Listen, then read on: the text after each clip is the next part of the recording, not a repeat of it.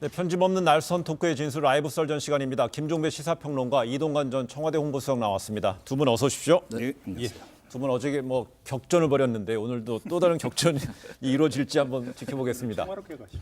예, 평화롭게? 경론 속의 평화. 알겠습니다. 오늘의 라이브 썰전 첫 번째 주제 시작하겠습니다.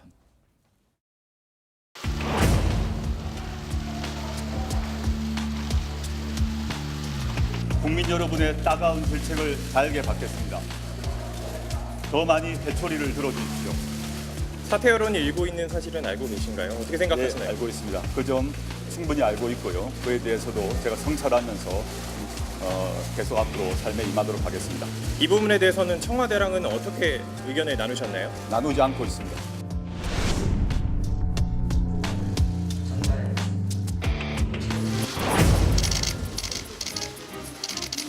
법무부 장관이 아니라 무법 장관. 단언컨대 조국은 청문회 자리에 앉을 자격도 없는 사람입니다. 청문회부터 열자는 청와대와 여당의 주장은 청문회 하루만 넘기면 임명을 강행하겠다고 하는 꼼수의 다름 아닙니다. 조국 후보를 필사적으로 막아서는 의도는 매우 명백합니다. 첫째, 법무부 장관 후보 인사청문회를 통해 사법개혁을 저지하고 문재인 정부의 모든 개혁 정책을 좌초시키겠다는 의도가 분명합니다. 둘째, 한일 경제전 와중에 쏟아졌던 국민들의 비판을 지워버리고 문재인 정부를 흔들려는 정략적 의도가 다분합니다.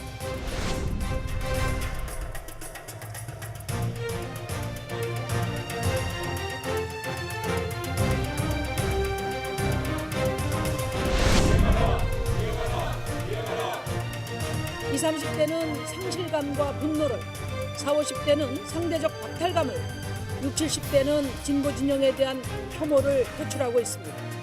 조국 후보자는 칼날 위에 선 자세로 성찰하고 해명하기 바랍니다.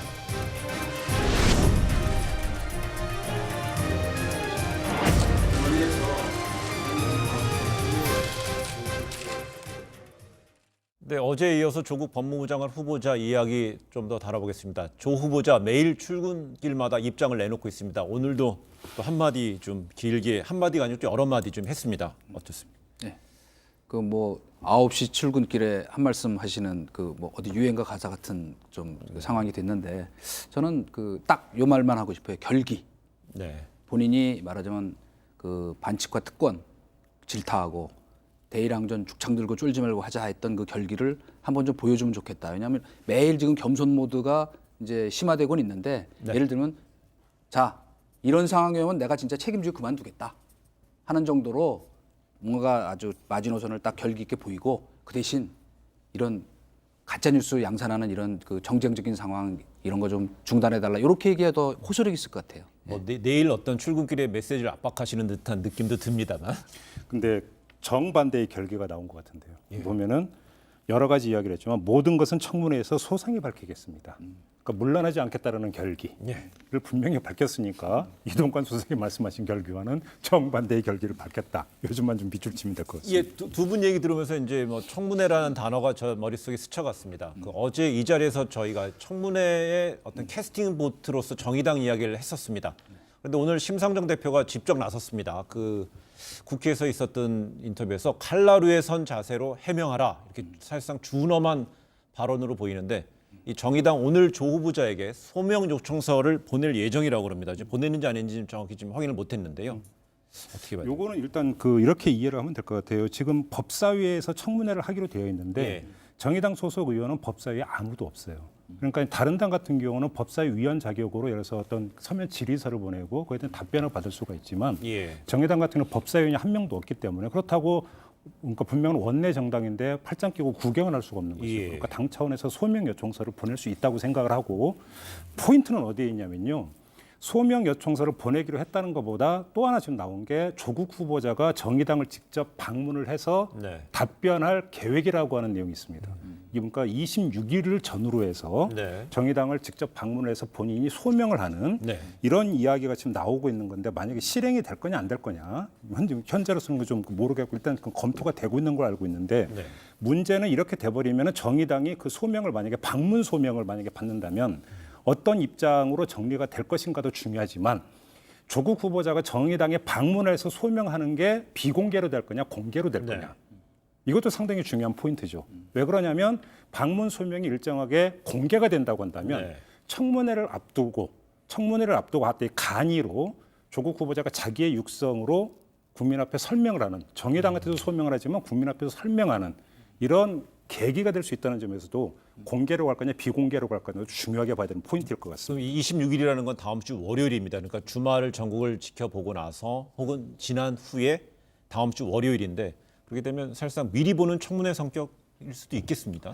요지 설명. 그렇겠죠. 근데 이제 그 정의당의 데스노트가 중요하다는 건 저희가 이제 지금까지 경험칙으로 네. 정의당이 이 사람 안 된다 한 사람들은 전부 이제 어쨌건 예. 그 지금 정부 들어서서 낙마를 했죠. 그러니까 그 매우 중요하고 더구나 이제 그 아직까지 뭐 누구 편을 든다기보다는 이 정의당이 취해온 행보가 그래도 이 국민의 민심을 그 이제 바로 그 받아들여서 그 시시비비를 올바로 가린다 하는 그 이제 균형자 역할을 했기 때문에 의미가 있을 거다 이렇게 네. 보고 저는 그러나 이제 오늘 칼날 위에 선 자세라는 그 얘기까지 한 것은 우리 심상정 대표가 그 민심이 심상치 않다는 거를 본인들도 충분히 감지하고 또 당연히 감지할 수밖에 없어요. 왜냐하면 근데 20대부터 70대가 언급을 다 그렇죠. 했습니다. 그러니까 이 그 그렇죠. 그 각각 예, 느끼는 느끼는 그 말하자면 분노와 그 아픔을 정서적인 상상히 용어로 썼습니다. 말하자면 이제 지적했다는 것은 예. 그만큼 민심의 그 엄중함을 알고 있다. 그렇기 때문에 이걸 그 무슨 정략적으로 우리가 판단하지 않겠다는 자기 각오의 다짐이라고도 저는 들리더라고요. 그러니까 특히 이제 지금 어제도 저희가 이제 그 얘기를 했지만은 그 정의당이 혹시라도 그 지금 연동형 비례대표제 그 때문에 네. 여기에 대해서 좀 유화적 그 스탠스를 취하지 않을까 하는 의혹이 있는 건 사실이거든요. 네. 그거야 뭐 당연히 한번 그러니까 거기에 대해서 한번 미리 선을 긋는 우리는 이것과 별개로 이건 정확하게 하겠다 하는 그 의지의 표명이라는 생각이 그 들고 이제 하나만 보태면 그러나 저는 이 방문을 해서 공개적으로 저 해명하는 모습은 그거는 정의당을 위해서나 또 우리 조 후보 위해서도 별로 좋지는 않을 거다. 네. 왜냐하면 오히려 그게 잘못하면 그 역풍이 또 올 수도 있기 때문에 이거는 아주 깨끗하게 왜냐하면 전례가 없잖아요. 그러니까 그 저희가 항상 이렇게 어려운 상황이 올 때 저도 이렇게 쭉 지켜보면 정도를 지키는 게 제일 정답이더라고요. 그러니까 조금 전에 말씀한 연동형 비례대표제를 담은 이런 선거구제 부분은 좀 이따 그 우리 토론 뒤에 이제 정개특위 이야기할 때 좀 본격적으로 풀어보기로 하고요. 근데 오늘 심상정 대표의 발언을 보면 준엄한 어떤 그 칼라루의 선이라는 표현까지 쓰면서요. 준엄한 성격의 어떤 느낌이 들었는데 또 이 말에 보면은요. 조속히 인사청문회 일정을 확정해야 한다 이렇게 얘기를 했습니다. 그래서 방점이 빨리 청문회 열어서 그 의혹 규명해라 이런 주장으로도 좀 많이 해석하는 분들 있는 것 같아요. 지금 말씀하신 대로 그 조속히 인사청문회 일정을 확정해야 한다고 얘기를 했으니까 이건 뭐 달리 해석할 여지가 없는 예. 뭐 이건 행간을 읽을 이유도 없는 말 그대로 액면 그대로 받아들이면 될 것 같고요. 제가 볼 때는 그거는 지극히 원칙적이고 당연한 이야기다. 왜 그러냐면 인사청문회법에 정해져 있는 일정 요건이라고 하는 게 있기 때문에 어제도 말씀드린 것처럼 청문 요청서가 접수된 날로부터 15일 안에 청문을 열고 20일 안으로 청문 경과 보고서 채택하도록 되어 있으면 그 일정을 지켜서 그러니까 빨리 청문회 일정을 확정을 하라. 이건 어찌 보면 당연한 요구로다 볼 수 있는 것 같아요.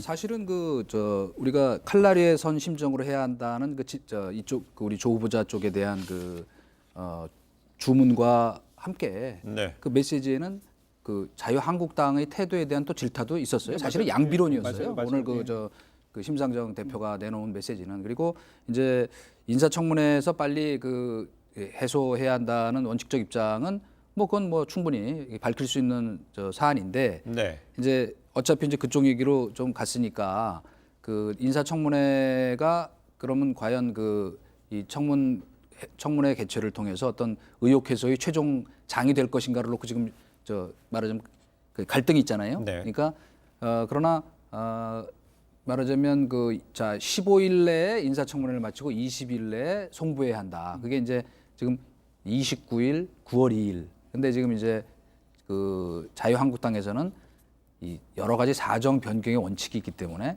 가능하면 좀 늦추되 9월 2일까지는 하겠다 지금 이거 아니에요. 네. 그러니까 그거를 둘러싼 이제 그 밀당이 계속되고 있는데 그 하나만 이제 먼저 말씀을 드리면 좀 이따 그 본격적으로 얘기가 또 이제 나올 것이기 때문에 거기에 저도 몰랐는데 부칙 조항이 있더라고요.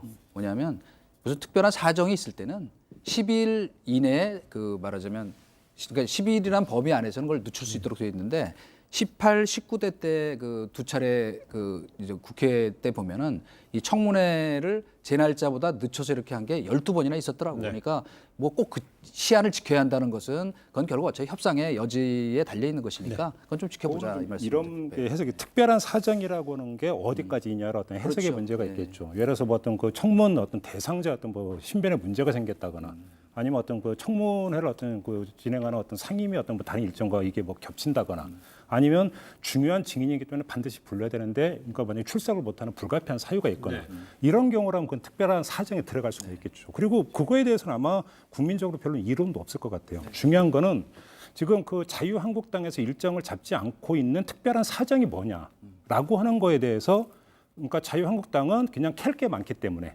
라고 하는 어떤 이유 외에는 국민 앞에서 명시적으로 특별한 사정을 밝힌 바가 없다. 그러니까 문제의 본질은 여기에 있다. 이렇게 본다면 과연 이 그 인사청문 일정을 잡지 않고 있는 게 합당한 조치인가에 대해서는 국민들이 평가를 할 거라고 생각합니다. 근데 오늘 그 주 후보자 출근길에 아비로서 뭐 가장으로서 최근에 이제 불거진 의혹들에 대해서 성찰하겠다 이런 말을 좀 했는데요. 그러면서 이제 기자들이 이렇게 물어봅니다. 최근에 이런 뭐 의혹 제기들 이런 관련된 내용의 경과에 대해서 청와대와는 어떻게 의견을 나눕니까? 라고 물어봤더니 나누지 않고 있습니다. 이렇게 얘기했습니다. 결국 이제 선을 좀 그은 건데요. 근데 최근에 이제 청와대에서는 어제 윤도한 국민소통수석이 브리핑에서 사실과 다르게 부풀린 의혹이 많아서 청문회에서 철저히 검증될 것이라고 사실상 뭐 이렇게 엄호했다는 느낌도 나는데 어떻습니까? 이 청와대의 지금 반응이 어제는 그랬고 또 오늘 어떻게 되느냐에 따라서 어떻게 해석해야 될까요? 저는 개인적으로는 뭐 꼭 이 사안이 아니더라도 그렇지만 이렇게 정치적으로 민감한 사안에 청와대가 나서는 거 별로 바람직하지 않다고 생각하고요. 저도 일할 때 절대로 이런 쉽게 얘기하면 정치적 민감한 이슈에 대해서는 청와대가 가능하면 언급하거나 나서지 않는 그 원칙을 지켰어요. 예. 그건 뭐 때문이냐 하면 지금 이렇게 하면은 뭐냐면 우리 윤 수석이 나서서 뭐 저랑 언론사 입사 동기입니다. 참고로. 근데 제가 일부러 나쁘게 얘기하려는 게 아니라 이런 식으로 얘기하면 이게 뭐처럼 들리냐면 지침으로 들린다고. 많은 쉽게 얘기하면 그 당에도 그렇고요. 그러니까 오히려 도와주는 게 아니고 제가 보기에는 잘못하면은 왜 자꾸 홍인이 파친이 청와대가 나서 갖고 뭐 가짜 뉴스 얘기까지 하고 하는 이게 저희가 뭐냐 이렇게 오히려 빌미를 주니까 차라리 이 정도는 그 당에서 알아서 하도록 맡기고 뒤로 얼마든지 얘기할 수 있잖아요. 충분히 소통이 되고. 그러니까 뭐 예를 들어서 뭐 저는 개인적으로 이렇게 생각합니다. 뭐 조국 후보자하고 전혀 소통 안 했겠어요? 저는 뭐 어떤 형태로든 버텨라. 우리가 뒤에서 밀겠다. 또 그 정도는 저는 할 수 있다고 봐요. 그게 무슨 나쁜 것이 아니니까. 그러나 이렇게 공개적으로 나서서 뭐 청문회를 빨리 열어라. 무슨 그다음에 검증이 뭐 제대로 안 되고 부풀려지고 있다는 식의 말하자면 이 정치 전선에 앞에 나서는 거는 별로 현명한 태도는 아니다. 저는 이렇게 얘기하고 싶어요. 요거는 좀 있는 것 같아요. 그러니까 청문을 빨리 그러니까 열어달라라고는 요구는 어쩌면 청와대 입장에 당연한 요구다. 아니, 왜냐하면 예. 청문 요청서를 보내는 주체는 조국 후보자가 아니라 청와대예요. 그렇죠. 인사권자인 대통령이 그러니까 주체가 청문을 요청하는 주체는 대통령의 청와대고 그다음에 이게 안 됐을 경우에 뭐 청문 경과 보고서가 채택이 안 돼서 재송부를 요청하는 것도 청와대고 그러니까 빨리 열어주시라 그래야 절차를 밟아서 임명장을 주든 마든 한 거 아닙니까? 라고 하는 것은 청와대가 이야기할 수 있는 당연한 권리다. 일단 첫째 이거는 정도에서 벗어나 있는 어떤 요구는 아니고 이전의 어떤 경우에도 청문회 어떤 일정을 잡는 거에 대해서 여야가 공방을 벌일 때도 빨리 청문회 일정을 잡아달라는 요청은 여러 번 있었고 그건 지극히 어떤 원칙적이고 정당한 요구다. 요 점을 좀 확인을 하고 넘어가야 그래서 될 것 이제 같아요. 청와대 어떤 의중이라든지 청와대 입장으로 사나 좀 격가질 수 있고 아닐 수도 있는 내용인데요. 청와대가 조국 후보자 딸의 고려대학 학사 학위를 취소시켜달라는 국민 청원을 어제 비공개로 전환하면서 또 논란이 되고 있습니다. 이런 건 어떻게 봐야 될까요? 청와대 어떤 액션의 구체적인 어떤 액션인가요? 예, 바로 이제 아까 왜 청와대가 아니 그 말은 뭐 저도 100%더 동의해요. 청문회 빨리 열어달라는 얘기 할 수 있어요. 그러나 그거 하면 되는데 거기다가 지금 뭐 의혹 부풀리기에다가 뭐 가짜 뉴스 양산되고 하는 그런 식의 얘기까지 하는 것이 오히려 제가 생각할 때는 네. 별로 좋은 메시지 전달 방식이 아니다라는 얘기를 한 것이고, 이것도 저는 같은 맥락인데, 물론 개인의 어떤 특히 아직 젊은 아직 뭐 20대 학생이잖아요. 어쨌건 프라이버시와 관계되기 때문에 이걸 비공개로 전환한다는 뭐 입장을 이해 못할 것은 아닌데, 대개 이제 우리가 이럴 때 항상 형평성을 얘기하잖아요. 그러니까 전에 야당 해산 청원 같은 거 사실 황당무계한 청원 중에 하나거든요. 물론 올 수 있지만, 근데 그런 건 또 공개적으로 해서 그때 뭐 왜 이런 걸 빨리 우리가 그건 얼마든지 정리할 수 있었거든요. 이건 이 청원 대상이 아니다. 그런데 그거는 그냥 끝까지 해서 뭐 여론몰이 하듯이 뭐 몇십만 건, 그때 거의 한 30만 건 가까이 넘었죠, 그죠? 그러니까 그랬는데 이거는 또 불리한 이슈에 대해서 이렇게 말하자면 차단하는, 그거는 별로 그렇게 좋아 보이지 않는다. 예. 요거에 대해 이제 그렇게 저도 얘기가 말씀을 있네요. 드리면, 결론부터 말씀을 드리면 차단이 그렇게 적합한 선택이었던 것 같지는 않다는 말씀을 먼저 결론부터 말씀을 드리겠는데, 청와대에서 이거를 차단했던 이유는 허위 사실 적시에 의한 명예훼손의 소지가 있기 때문이라고 하는 이유를 댔습니다. 예. 그런데 지금 그 사안은 청와대가 일방적으로 판단할 수 있는 사안은 아니다. 저는 일단 이렇게 말씀을 드리고, 어제 저희가 경론을 벌였던 것을 다시 환기를 시켜드리면, 지금 예를 들어서 야권이 제기하고 있는 이 문제에 대해서 근거 없는 어떤 비방이고 허위 사실이라고 저는 보질 않습니다. 중요한 것은 어제 오버하지 말라는 얘기를 했는데, 무슨 이야기냐면, 자, 거기서 의혹이 제기가 될 수 있는 부분들은 분명히 있다. 근데 거기서 그러면 어느 선까지 그럼 의혹을 제기할 것이냐라고는 수위의 문제. 합리성이라고 하는 것이 확인된 사실에 기초해서 의혹이 제기가 돼야 되는데, 확인된 사실 범위를 넘어선 부분에 있어서 문제가 있다. 저는 어제 이 점을 제기를 했는데, 이거는 검증이 돼야 되는 문제예요.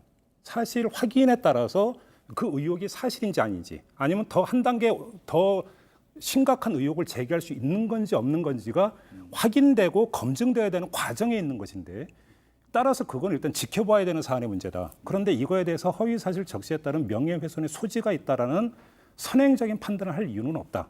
그리고 그걸 근거로 차단할 이유도 없다. 네. 저는 저는 그런 점에서 그렇게 적합한 판단이었던 것 같지는 않다. 이 점을 좀 말씀드리는 거예요. 결론은 같은데 이제 그 앞에 원인 분석은 좀 다르긴 했습니다만은, 그래서 제가 아까 모두에 결기를 좀 보이라고 주문을 했던 이유는 뭐냐면, 만약에 진짜 이렇게 어떤 입학 비리가 드러나서, 입학 비리의 혐의가 드러나서 이를테면 고려 대학교 입학이 취소되는 정도 사태까지 온다면, 그때는 내가 안 두겠다든가 하는, 그건 가짜 뉴스라고 본인이 또 했으니까. 근데 저는 지금 더불어민주당 여당 의원들의 논리가 참 문제가 많다고 생각하는 게, 오늘도 제가 방송을 들어본 이분들이 또 나와서 하는 얘기가 이거예요. 그러니까 설사 그렇다고 한들, 물론 이제 그거는 이제 입학이 취소되는 사태까지 얘기하는 건 아니고, 이런 제1저자로 등재된 특혜를 줬다고 해도 그게 조국 수석하고 무슨 상관이 있느냐? 그게 조국 수석 책임이냐? 그게 이런 식의 논리를 펴더라고요. 그러니까 자꾸 이런, 말하자면 여당도 마찬가지인데 지금 이 논란도 마찬가지고, 그래도 뭔가 자기네가 선정하는 마지노선은 있어야 된다. 이런 것들은 국민 정서상 용납이 안 되고, 이러니까 이거는 안 된다 하는 건데, 지금 보면 또 혹시라도 저는 그렇게까지 가리라고 생각하지는 않지만, 또 전제도 물론 그게 아직은 먼 얘기지만은, 그런 사태가 왔을 때 또 그런 식의 황당무계한 논리를 펴면은 그거는 정말 감당하기 어려운 사태가 올 수도 있다, 그런 생각이 들어서, 제가 보기에는 이제는 그런 어떤 마지노선 좀 정하는 게 좋겠다, 그런 생각이에요. 최근에 이런 어떤 청와대의 기조라든지 정부 여당의 기조를 봤을 때요, 이게 이제 오늘 목요일이고 내일 금요일이고 또 주말로 이어질 텐데, 당장 청와대의 어떤 대응 기조, 정부 여당의 대응 기조는 아무래도 여론의 움직임하고, 특히 여론조사 결과가 나오게 되면 거기에 대해서 민감하게 좀, 혹은 의견을 계속 유지할 수 있을지, 그 부분에서 여론조사 수치가 좀 나오는 것에도 주목해야 되지 않을까요? 지금 어쨌든 간에 우리가 그동안 쭉 일관되게 지켜봤던 리얼미터 여론조사로 2달 만에 어쨌건 우리가 대일 강경 기조를 유지한 시작한 이후로 처음 긍정 긍정률과 부정률이 역전이 됐죠. 그죠? 예. 우리 저 대통령에 대한. 근데 저는 개인적으로 이런 상황이 계속 좀 더 진행이 되면 이것보다 더 크게 네. 떨어질 가능성도 없지 않기 때문에 단순히 이런 그 지금 이 수치를 갖고만 파악하면 안 된다. 네. 제가 어제도 그 민심을 뭐 오독이라 그러니까 조금 이상했던 것 같은데 잘못 읽을 소지가 크다는 건 뭐냐면 지금 이게 그 공정을 제일 중요한 가치로 생각하는 20대 그것도 여성 또 저희 대입 문제 같은데 그렇게 민감한 3, 40대 그 저 주부들 교육 문제에 그 민감한 그런 분들의 교육맘들의 정서를 아주 근본적으로 자극한 일이기 때문에 예. 그 이거야말로 진짜 민심의 영린을 건드린 측면이 많거든요. 그러니까 예. 이걸 단순히 숫자로만 보지 말고 제가 보기엔 이거는요. 그 현역 의원들이 제일 잘 알아요. 지구당에 있는.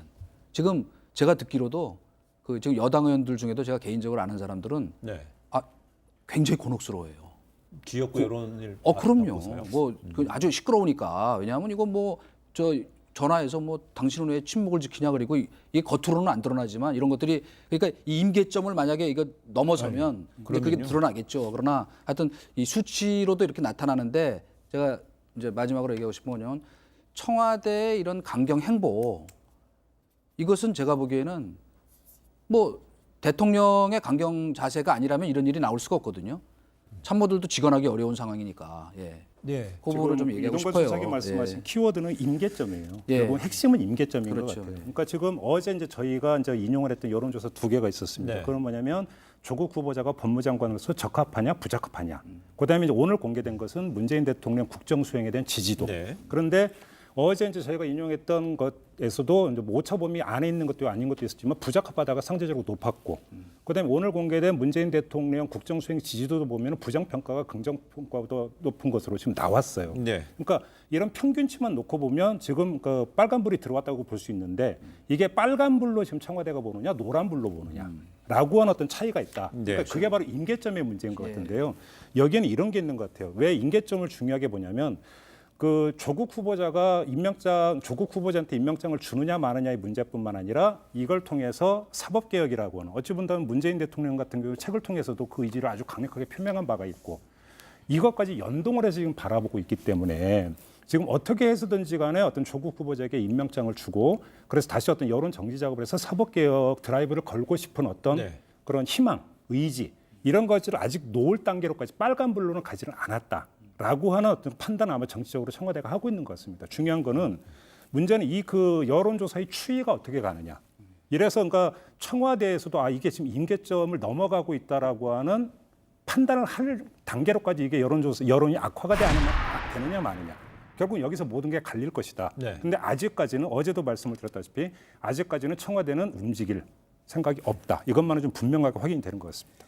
그 예. 한마디만 보태면 네. 저는 그 변곡점이 이번 주말이 될 것이다. 네. 이렇게 생각하는 이유는 우선은 지금 뭐 이런저런 이론은 많이 있지만 이 대개 이런 상황과 사태 속에서 제일 그 큰 발화점이 되는 것 중에 하나가 그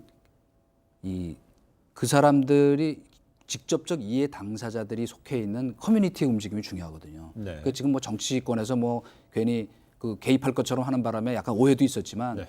제가 알기로는 지금 고려대학교나 서울대학교에서 지금 저 주말에 하겠다는 이 학생들 촛불 집회 이것이 저는 굉장히 중요한 변곡점이 될 수 있다고 봐요. 그러니까 그거는 좀 지켜보고 얘기하겠습니다만 그것이 이제 여론 지형에 왜 영향을 주냐면 결국은 이 지금 정치권에서 지금 거의 유혹을 느끼겠죠, 그죠? 그러나 선을 딱 걷어요.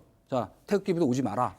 그다음에 또 저는 이 부분은 제가 진짜 비판하고 싶은데 뭐 민경우 의원 같은 사람 뭐 자기는 연대 출신인데 고대 모임 가겠다 그래갖고 이건 도와주는 게 아니라 무슨 고춧가루 뿌리는 짓이에요. 왜 이렇게 진짜 바보 같은 짓을 하는지는 이해가 안 가요. 그래서 그러니까 일단 자체적으로 뭐 어느 당인지 잘 모르겠는데 근데 그거는 저는 그런 행태는 안 좋다. 그건 결국 자기 얼굴 드러내겠다는 얘기밖에 안 되잖아요. 그러니까 그런 좀 뭘 행동하고 말할 때 좀 예. 생각하고 했으면 좋겠다. 그리고 저는 감히 비판하고 싶고 이제 바로- 그다음에 예, 그러나 그것이 굉장히 중요한 변곡점이 될 거라는 점에서 굉장히 주목해 지켜보고 있습니다. 하여튼 뭐 민경 의원의 사례는 그 민경 의원의 어떤 속마음, 그 뭐 진정성이라든지 아니면 그게 뭐 정치인으로서의 그 공공장소에 드러내 보이고 싶은 욕망의 어떤 표현의 어떤 발언이었든지 간에 근데 그 부분은 잘 모르겠습니다. 그 그건 제가 부분에서 보기에는 예. 바로 공감 역량이 부족한 거예요. 제가 한 번 더 뭐라 그러냐 저 얘기하면 요새 20대 그 특히 이 대학생들이요. 저는 그 집단지성을 믿습니다. 뭐냐면 이 사람들이 굉장히 경우 바르잖아요. 우리가 그 평창 올림픽 때 봤잖아요. 전혀 예상 못했던 그 왜 북한 아이스하키 선수들 예. 해서 우리 피땀 흘려 일한 애들 단일팀 만들 때 그게 아주 상징적인 사건이거든요. 그러니까 그 부분 그런 부분에 대해서 좀 더 이 정치하시는 분들이 그 공감 역량을 키우도록 노력을 해야 된다. 그러니까 행사만 가서 이렇게 하려고 그러는 게 중요한 게 아니고 평소에 대화를 해야 그 사람들의 어떤 사고가 그 이해되거든요. 그러니까 알겠습니다.